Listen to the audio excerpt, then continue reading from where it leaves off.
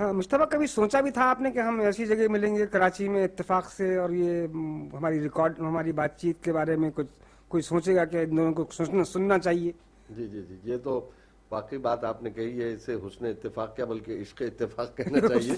तो मैं हम लोगों ने तो सोचा भी नहीं था, ना आपने सोचा होगा ना मैंने सोचा था कि नहीं, कभी। मेरी तो यहाँ पे 3 बहनें 40 साल से हैं, और जब से पाकिस्तान बना है उस वक्त से हैं। 3 बहनें हैं, आयशा हमारी बीवी की बहनें हैं, भाई हैं, 9 तो मेरे डायरेक्ट रिलेशंस हैं यहाँ पे। और मैंने कभी सोचा नहीं था कि मैं आऊँगा। अब आपके जो इत्तला मिली कि यहाँ जाना है, तो मैंने पासपोर्ट बनवाया। अब आप ये भी देखिए कि मेरे साथ भी एक अजीब इत्तेफाक है कि मेरे 2 भाई यहाँ हाँ वही, तुम्हारा तो बहुत ज्यादा वो है। इब्राहिम जलीस मेरे बड़े भाई, जिनका इंतकाल यहाँ हुआ, उस वक्त तक मैं नहीं आ पाया। जब उनका इंतकाल हुआ तो उस वक्त भी मैं नहीं आ पाया। और ये भी कि सब सारी दुनिया घूम ली, को सारे ममालिक दुनिया के देख लिए, मगर पाकिस्तान जो इतना करीबी मुल्क है। तौफीक चाहिए ना, तौफीक नहीं हुई आपको तौफीक नहीं हुई असल में। सही। ये तो एक यानी बड़ी खुशी की बात ये भी है कि सब न सिर्फ यहाँ आने का मौका मिला, और ये एजाज भी हासिल हो रहा है कि लुत्फुल्ला खान साहब के तो इसमें बामुसम्मा साबित हुए, लुत्फ आ रहा है वाकई।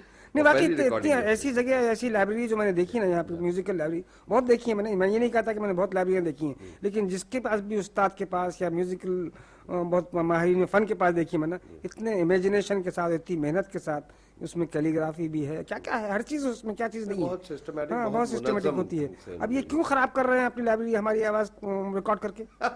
ये कभी कभी हर लाइब्रेरी में अच्छी चीज होना ऐसी जरूरी भी नहीं, हाँ, उससे अच्छी चीजों की कदर बढ़ती है, जब तक कि बड़ा खेलना ना कर सके। तो लेकिन ये बताइए यूसुफ नाज़िम साहब के आपका तो जाहिर है तंजो मिज़ा से जाहिर है हिंदुस्तान के सबसे बड़े अब इस वक्त लिविंग तंजो मिज़ा निगार आप हैं। अरे कमाल कर दिया। मगर ये कि ये बताइए कि तंजो मिज़ा की जो रफ्तार हिंदुस्तान में है, जो तंजो मिज़ा के अदब मुस्तफा कतई कलाम माफ, ये जो तंजो मिज़ा की रफ्तार और उर्दू की रफ्तार और शायरी की रफ्तार हिंदुस्तान में और पाकिस्तान में है ना, उर्दू तकसीम नहीं, उर्दू को तकसीम मत कीजिए, हमारे टुकड़े मत कीजिए जबान के। मुल्क के तो हो गए, ये पाकिस्तान का शायर है और ये हिंदुस्तान का शायर है, नहीं है वो। नहीं, मैं उस कॉन्टेक्स्ट में नहीं, अगर आपको हिंदुस्तान का तंजगार या मिजानिगार कहते हैं तो गलत कहते हैं, आप उर्दू के हैं। हाँ नहीं वो तो है, और मैं भी अपने आप को उर्दू कहता हूं, मगर समाजी और सियासी और माशी हालात खानों में तकसीम करते हैं कुछ लोग, तो फर्क तो होता ही। लेकिन मैंने एक बात महसूस की कि हमारे पास की जबान कमजोर होती जा रही है। हिंदुस्तान में जो जबान लिखी जा रही है उर्दू, वो निस्बतन कमजोर होती जा रही है, क्योंकि उस पर इलाकाई असरात ज्यादा पड़ रहे हैं। जबकि यहाँ पे उर्दू यानी अभी जिंदा है, ताबिंदा है, रखशंदा है, बहुत से अल्फाज इस किस्म के आप इस्तेमाल कर सकते हैं। तो यहाँ की जबान, अब आप मुश्ताक यूसुफी को ले लीजिए, मुश्ताक यूसुफी की जो तर्ज तहरीर है बदली नहीं है, लेकिन आपकी उम्र बदल गई है। हाँ बिल्कुल बदल गई। आप नहीं, वैसे अगर आप जो कह रहे हैं ये कि इलाकाई जबानों का असर वहाँ पड़ता जा रहा है हिंदुस्तान की जबान पे, ये बात यहाँ भी है। पंजाबी का असर उर्दू के नहीं, पंजाबी तो मुस्तकिल वो जबान, उनका तो लहजा ही, उनकी नहज वही थी जबान की। लेकिन जब यूपी के लोग आए तो यहाँ की जबान सुधरी, हमारी बिगड़ी। हाँ नहीं वो तो सही है, मगर यहाँ की उर्दू पर भी पंजाबी का, जैसे मैं कह रहा हूँ कि बड़ा खासा असर है। अब आप देखेंगे कि ये खुद इब्ने इंशा ने पंजाबी मुहावरे ऐसी बेरवानी के साथ इस्तेमाल किए हैं कि नहीं, लेकिन वो अदब का तो खैर कलोकियल तो हर चीज आती है, लोकल कलर आता है, सब कुछ होता है, लेकिन अदब में जो चीजें आती हैं ना, जो अदब में हिस्सा बनती है ना, वो इलाकाई एतबार से नहीं बनी। जबान अपना अलग एक मुस्तहकम चीज, मजबूत चीज है, वो यहाँ बरकरार है। हमने जो हिंदी अल्फाज इस्तेमाल किए, संस्कृत अल्फाज इस्तेमाल किए, या जबान को तोड़ शिकस्त रेख किया ना, वो यहाँ नहीं हुआ, मेरा ख्याल है। मेरा ख्याल है, मैं आपसे मुत्तफिक हूँ इस मामले में। मगर एक चीज की कमी जो हमारे यहाँ महसूस होती है कि कालम निगारी की जो रिवायत, जो तंज़ो मिज़ाज के सिलसिले में कालम निगारी की रिवायत हमारे यहाँ बिल्कुल खत्म हो चुकी है हिंदुस्तान में। यहाँ बहुत अच्छे कॉलम निगार हमारे मौजूद हैं, पाकिस्तान के में इतने अच्छे कॉलम निगार मौजूद हैं, और बल्कि मैं ये कहूँगा कि चंद एक के नाम तो सभी जानते हैं कि जैसे अगरचे फर्जी नामों से लिखते हैं, चाहे वो मुशफ़िक़ ख़ाजा हो, चाहे इंतज़ार हुसैन हो, चाहे अगरचे इंतज़ार हुसैन फर्जी नाम नहीं है, मगर कालम निगारी की रिवायत यहाँ बहुत मुस्तहकम है, और उसकी वजह से शायद तंज़ो मिज़ा निगार भी उभरते चले जा रहे हैं। नहीं, यहाँ पे मुझे इसलिए इख्तिलाफ है आपसे कि कालम निगारी कोई एक अलग सिंफ नहीं है। हमारे पास जितने भी कालम निगार और सहाफ़ी पैदा हुए, सब बेसिकली बुनियादी तौर पे बड़े अदीब थे। हाँ, वो ख्वाजा हमारे काजी अब्दुल गफ्फार हों, अब्दुल मजीद सालिक हो, ये सब जितने भी ख्वाजा हसन निज़ामी हो, ये सब कालम निगार थे, और ये बेसिकली इंशा पर्दास थे। तो उन्होंने कालम निगारी तो अपनी इंशा पर्दासी को कुछ दिया, अब जो कॉलम निगार पैदा हो रहे हैं वो बेसिकली पॉलिटिकल पीपल हैं। हाँ जाहिर है, अब तो चूंकि सियासी मौजूदात पे ज्यादा लिखा जाता है तो इसलिए ये आपने ठीक कहा कि सहाफी ज्यादा है, सहाफी ज्यादा, ये बेसिक, ये बुनियादी तौर पे सहाफी, मगर कुछ ऐसे भी लोग हैं जैसे पाकिस्तान में, जैसे खुद मुशफिक ख्वाजा वाली बात मैंने आपको छोड़ी कि सब इनके जो इनमें जो अदबियत है इनके कालम नहीं, उनको तो उनका अलग रंग है, अलग इसलूब है, उन्होंने अपना एक स्टाइल ऐसा बना लिया है कि उसकी नकल करना भी मुश्किल है, उसकी नकल। और मुझे हैरत है कि उनसे लोग लड़ते क्यों नहीं है। उनको तो अब तक यहाँ से शहर बदल कर देना चाहिए था। यानी पाकिस्तान के किसी आदमी को, हिंदुस्तान के किसी आदमी को भी उन्होंने नहीं छोड़ा, और जबकि हिंदुस्तान के किसी आदमी की भी वो टांग घसीटते हैं ना, हिंदुस्तान वाले बहुत खुश होते हैं, क्योंकि सब रावल है वहाँ, क्योंकि हिंदुस्तान में आज तक ये तस्वीर नहीं हो सका कि बड़ा शायर कौन है, छोटा शायर तो है ही नहीं, उर्दू में छोटा शायर तो आपको मिलेगा नहीं, वही है शरिया। तो ख्वाजा मुशफिक के स्वास्थ्य हमारे लिए बहुत अच्छे हैं, और मैं उनको उर्दू की कहूंगा, पाकिस्तान का कहूंगा नहीं, मगर जिस तरह वो बहुत उम्दा कानून जरूरी बात भी है कि सब जिस तरह बहुत ही बेलाग और बेबाकाना अंदाज से वो जो लिखते हैं, जिस तरह वो वार करते हैं, नहीं उसको लोग बर्दाश्त भी करते हैं, ये तो वसीउल कल्बी भी है लोगों की, उसको लोग बर्दाश्त करते हैं, बल्कि इनके पास लाके देते हैं कि भाई हम पे कुछ लिखिए, उनकी रुसवाई में उनकी बड़ाई है। ख्वाजा मुशफिक का कलम वाकई कलम के धनी इनको कहना चाहिए। लेकिन आप यार कितने दिन के लिए आए आप? मैं तो देखिए अकेले आए? 15 नहीं, मैं तो नहीं, आप आए उधर से, दिल्ली से, मैं मुंबई से आया। अच्छा, फैमिली के साथ मैं पहुंचा, मतलब मेरी क्या आपको इजाजत नहीं मिलती अकेले जाने की? क्या है क्या किस्सा? नहीं, इजाजत तो मिल जाती है, मुझे तो मिली है पहली बार मुझे, चूंकि मैं इतने बैरूनी दौरों पे मैं बाहर जाता रहा, कभी बीवी को साथ नहीं ले गया।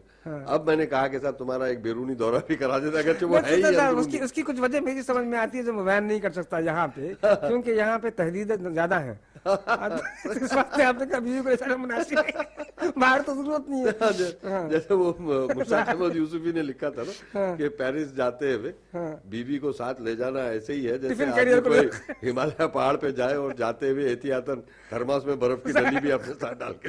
मैं समझ गया, मैं क्योंकि बाहर तो नहीं जा सकता, यहाँ मुनासिब, यहाँ मजबूरी थी आपकी।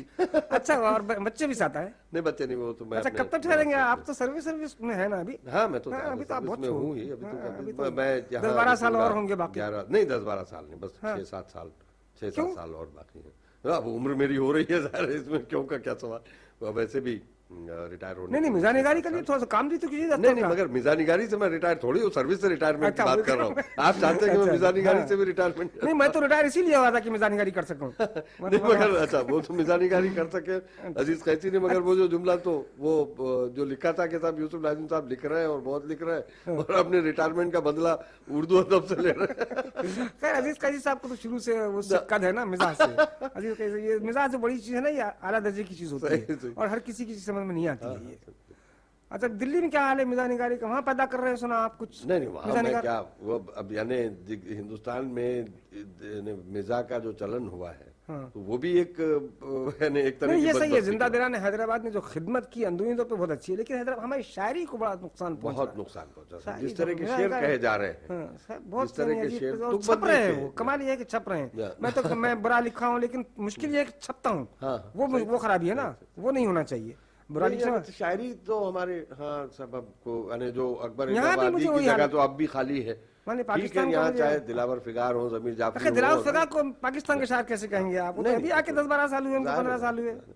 मगर जो देन अकबर इलाहाबादी, यहाँ नस्र स्टैमिना की बात है। हाँ, नहीं, यहाँ आपको नस्र अच्छी मिली। हाँ, नस्र बहुत, शायरी हिंदुस्तान में अच्छी हुई, ये तो मानना पड़ेगा। नहीं, शायरी हिंदुस्तान में अच्छी हो रही है, आपका कहना ये? हाँ, अब नहीं, आपका नहीं कह रहा हूँ, पहले की कह रहा हूँ। यहाँ का कोई शायर का बड़ा नाम लीजिए ना आप, यहाँ के किसी अकबर की तरह का कोई शायर का नाम लीजिए, दिलावर फिगार की तरह का कोई नाम लीजिए, मजीद लाहौरी थे, ज़मीर जाफरी भी है। ऐसा नहीं है कि मुकाबला तो करना नहीं है हमको कि भाई तुम जैसे क्रिकेट का मुकाबला हो रहा है या इसका मुकाबला हो रहा है, ऐसा नहीं। काबुल वाली बात तो है भी नहीं। अरे यहाँ से भाग जाए जल्दी, मैं समझता हूँ। क्यों हिंदुस्तान वापस हो जाना बेहतर होता है, क्योंकि सब पकड़ने वाले शुरू इसरार हो रहा है, ठहरिए ठहरिए ठहरिए जल्दी। वो तो है, मुझे भी, मैं तो आया था यानी कल ही पहुंचा हूँ, और मुझे अब लग रहा है कि मैं शायद महीना भर भी नहीं जा सकूंगा। जिस तरह के यहाँ प्रोग्राम बन रहे हैं या आगे के बारे में सोचा जा रहा है और लोगों के इससे एक बात तो ये तो है कि मिजाज की मकबूलियत ज्यादा हो रही है। मिजाज यहाँ पे शायरी हमारी हो या शायरी, वो सही है कि चाहे कोई सब, ये सही है। नहीं, हम लोगों ने जो कुछ लिखा है वो ऐसा कुछ फक्कड़पन या सिक्का, मैंने गैर सिक्का नहीं लिखा, ये सही है। अच्छा ना लिखा हो अलग बात है, लेकिन ये कि कोई ऐसी बदमजगी नहीं पैदा की। हाँ, सही। ये जैसी शायरी में एक एतबार से नस्ल में कोई बदमजगी नहीं फैली, लेकिन शायरी में फैली है। शायरी में सही, बिल्कुल सही कहा आपने कि बदमजगी जो है कि हमने शायद मेरा बहुत मेयारी ना लिखा हो, ये है वो है। लेकिन अब तो मुश्ताक यूसुफी को भी आप देंगे ना कि शायद मैं उनको पढ़ता रहा हूँ ज़्यादा और ज़्यादा उनसे मोहब्बत करता रहता हूँ, तो इस वक्त इधर पीछे अब जो चीज़ें उनकी आई हैं ना, उसमें वो चिराग तले की बात मुझे नहीं। तो आप यानी यही बात आप कर्नल मोहम्मद खान की बजंग आमद के बाद सलामत रवि में वो बात नहीं है, वो ज़ाहिर पहली तहरीर नहीं तो फिर वो जो शायर ने कहा है कि नक्काश नक्शसानी बेहतर कशज़ अव्वल, वो क्या हुआ? उसका क्या असर हुआ? अक्सर ये होता है कुछ तो नहीं, ये तो ज्यादा मसरूफ हो गए। ये इन्होंने अपने आप को अदब के सोबत का भी यानी माहौल का भी बड़ा फर्क पड़ता है। जैसे आपसे मिलूँ तो आपको शायद आपकी जैसे मुझे कुछ तहरीक हो या कोई माहौल पैदा हो, तो वैसा वो अलग माहौल में रहे, बिल्कुल बैंक के आदमी हो गए। इब्न इंशा ज्यादा करीब रहे, उनके पास आखिर तक लिखते रहे, और जो उनका जो भी मेयार था और जो अच्छा खासा मेयार था, बल्कि मुझे उनके पास स्पार्क्स ज्यादा है। मैं उनको इंशा पर्दाश समझता हूँ, उनके पास स्पार्क्स ज्यादा है। चुटकुले जो छोड़ते हैं ना वो, और वो आखिर तक बरकरार रहेगा और बड़ी रवानी के साथ लिख रहे हैं। मुश्ताक अहमद यूसुफी की एक खूबी बस ये है कि उसको आप दोबारा पढ़ सकते हैं। इनको एक ही वक्त लुत्फ उठा सकते हैं, लेकिन वो जो लुत्फ उठाता है ना वो बहुत काफी है। मैं ये कहना चाह रहा हूँ कि एक ही वक्त में जो लुत्फ उठा लेते हैं आप। मगर मेरी राय इस मामले में आपसे मुख्तलिफ, क्योंकि आप दोनों इब्ने इंशा को मैं 20 मरतबा उनके सफरनामे हो या ये मैं पढ़ता रहूं, मगर मुझे हर बार एक नया लुत्फ। नहीं तो वो आप इसलिए पढ़ते रहेंगे, पहले वक्त पर समझ में नहीं आया होगा आपके। मैं ये कह रहा हूँ कि वो उसमें इंशा पर्दाजी का लुत्फ है, जबान का लुत्फ है। इसका जो मिजाज का लुत्फ है ना, तो मिजाज में एक मतलब लतीफा सुनाया, अब आप वही लतीफा मुझे सुनाएंगे तो लुत्फ नहीं आएगा। ये कह रहा था मैंने देखा कि साहब, लेकिन मुझे ज्यादा मेरा ऐसा ख्याल है कि मिजानिगारी के मामले में कुछ उम्र का भी मामला होता है। नहीं, बहुत कम मिजानिगार हैं जो यानी काफी उम्र को पहुंचने के बाद भी, जैसे आप एक इस्तिस्नाई सूरत में मुझे नजर आते हैं, या इब्ने इंशा लिखते रहे तो लिखते रहे। शफीकुर रहमान का आप देखेंगे कि उनका जो तख्लीकी प्रोसेस है वो हार्डली यानी मतलब बड़ी मुश्किल से 15-20 बरस का। मुश्किल ये है कि हम यहाँ कराची में बैठे हैं, इस वास्ते ज्यादा तनकीद भी नहीं कर सकते। मुश्किल है, ऐसा नहीं। मुश्किल है। अब शफीकुर रहमान का जो स्टैंडर्ड शुरू था ना, वो आखिर तक रहा नहीं, मगर उसके बाद नहीं आखिर तक। और वो बात आपको कन्हैयालाल कपूर में मिलेगी। कन्हैयालाल कपूर आखिर में बुझ गए थे। जिंदगी में भी लिखा था। वही तो मैं कह रहा हूँ कि कन्हैयालाल कपूर उम्र के आखिरी हिस्से में, कन्हैयालाल कपूर, यही बात अहमद जमाल पाशा के साथ भी हुई थी। अहमद जमाल पाशा तो उभरे ही नहीं, एक दो मजमून उन्होंने बेचारे लिखे, जो भी लिखे थे। अंदिशा शहर के मज़ामीन, उसकी उठान इतनी अच्छी थी बेचारे की, लेकिन वो बहुत ही अंदिशा शहर उनका बहुत अच्छा था। वो चाय खाने वो नहीं दे पाए। यही बात कर्नल मोहम्मद खान के सिलसिले में मैंने कही कि सब बजंग अहमद के बाद वो बात नहीं, तो इसकी तो उम्र ज्यादा नहीं हुई थी। उम्र का ताल्लुक नहीं है इसका, माहौल से, अपनी मसरूफियात से, अपनी आदत और अतवार से इससे ताल्लुक है। मालूम नहीं, मैं ये नहीं कर रहा हूँ कि मैं लिख रहा हूँ तो एक आदत हो गई मुझे लिखने की, इसके बगैर मैं रह नहीं सकता। यानी कुछ लोग वैसे ही यानी जिस्म की थकन के साथ जहनी तौर पे भी थकन महसूस करने लगते हैं। जो बात मुझे लगी कि आप में यानी एक उम्र अच्छी खासी माशाल्लाह खुदा के फजल से अच्छी खासी, अभी तो और रहने वाला हूँ मैं। अभी तो लिखते रहना और लगातार एक बड़ी तवानाई के साथ लिखते रहना वो बहुत बड़ी बात नहीं, वो तो ठीक है। लेकिन बहरहाल ये बड़ी खुशी हुई कि सब यहाँ हमारे लुत्फुल्लाह साहब ने बहुत हमको, लुत्फुल्लाह खान साहब भी हैं, खान साहब का नाम पहले लेना चाहिए, खौफ का उन्सुर उसमें ज्यादा है, वरना ये कभी हम सोच भी नहीं सकते थे कि इतनी दूर यहाँ बैठे हैं। अगर मुझे हैरत हो रही, मुझे ख्वाजा मुश्फिक बोले थे मुझे यकीन नहीं आ रहा कि आप यहाँ हैं, तो मैंने कहा जब आप तशरीफ लाए तो मुझे कभी यकीन आया था। सही बात तो ये कि मुझे भी यहाँ आने तक भी यकीन नहीं आया, बल्कि आने के बाद भी यकीन नहीं आता रहा कि मैं पाकिस्तान पहुंचा हूँ, क्योंकि परसों तक भी मैंने फैसला नहीं किया था कि जाऊं या नहीं जाऊं। वो फैसला बेहतर था, मैं समझता हूँ। यहाँ के हालात ऐसे नहीं, हालात तो खैर हालात से क्या सवाल है। अब आप तो, मैं तो मुंबई से आया हूँ, वहाँ तो अब इस वक्त खैर, लेकिन अब आगे अच्छा हुआ यहाँ पे जरा तंज़ो मिज़ाज की सूरत हाल हम भी मालूम करेंगे, देखेंगे, वो भी शायद हमको सुने अंदाजा हो, हमारी भी इबरत का कोई सूरत निकले, कोई तो तनकीद करे हम पे कि भाई आप क्या लिख रहे हैं ये, हम वहाँ तारीफ सुन सुन के आजिज आ गए हम, और फिर इनका शुक्रिया कब अदा करेंगे? नहीं, शुक्रिया तो अब अदा करना ही चाहिए।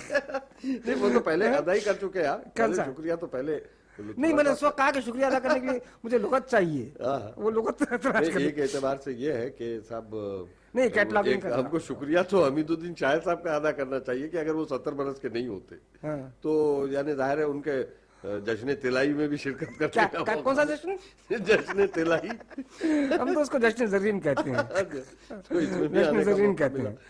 जश्न सीमीन के वजह पे जश्न ज़रीन ही आएगा। जश्न तिलाई तो ये तो हकीम अजमल खान की बात होगी। यहाँ कराची में तो बहुत से रिश्तेदार हैं मेरे तो मैंने कहा ना, तो 3 बहनें हैं मेरे। आयशा के तो साले का तो ज्यादा असर होता है। और ये मेरी समझ में नहीं आया कि हम लोगों ने पहले यहाँ आने के बारे में क्यों नहीं सोचा, जबकि यहाँ बुलाया गया बार बार, भाइयों ने बुलाया मुझे। और ये हाँ, तुमको तो आना चाहिए था। आपको तो ये बात आप पे भी सादिक आती है, आपको भी आना चाहिए। आपके पास इसलिए, आपको इसलिए आना चाहिए था कि जलीस आए नहीं वहाँ पे। मेरी बहनें और आयशा की बहनें, हमारी बीवी की बहनें, भाई सब हर साल आते रहे। जली साहब एक बार आए थे 1960। वो एक बार भी आना, कोई आना होता है। वो तो अख्तर शिरानी का है, एक बार देखा है, दोबारा देखने की हवस है। वो तो नहीं आए ना। और जब आए थे, एक बार आए तो मुझसे भी नहीं मिले वो। हाँ, वो भी मेरे क्लासमेट रहे हैं, आपको मालूम होना चाहिए। 1 महीने के लिए वो आए थे। हाँ, तो वो बॉम्बे में तो उनको कुछ क़याम का इंतजाम नहीं था, क्या था मालूम नहीं। क़याम का उनको, या मैं था, उनको मालूम नहीं कि मैं बॉम्बे में हूँ। शहर के पास ठहरना चाहते थे, या शहर नहीं थे। शहर तो बॉम्बे में रहते नहीं थे ना, बहुत कम रहते थे, बहुत कम रहते थे। हम भी, मैं मिलूंगा उनसे, हमारे ज़फरुल हसन के जमाने में। वैसे ये बताइए कि आपको कराची अब तक, जो कल से अब तक आपने देखा और मैंने देखा, आपको कैसे लगा? बस यहाँ ट्रैफिक कम है। शहर तो तकरीबन वही है। हमारा हॉरिजॉन्टल है, इनका हॉरिजॉन्टल है, हमारा वर्टिकल है। हम आसमान की तरफ गए हैं, ये जमीन की तरफ उफकी फैले हैं। क्योंकि यहाँ ज्यादा जमीन की गुंजाइश। बॉम्बे में तो खैर यहाँ पे पैदल चलने वाले लोग कम हैं। वहाँ पे पैदल चलने वाले इतने हैं कि खवा से खवा चलता है, जिसको बोलते हैं ना। वो तो ट्रेन से जब उबलते हैं लोग तो पूरा शहर भर जाता है यहाँ पे। वरना शहर अच्छा डेवलप हुआ है। सड़कें जिस पे मैं घुमा फिरा हूँ, उसमें गड्ढे नहीं है। मुझे हैरत है, म्युनिसिपल कॉर्पोरेशन नहीं है क्या?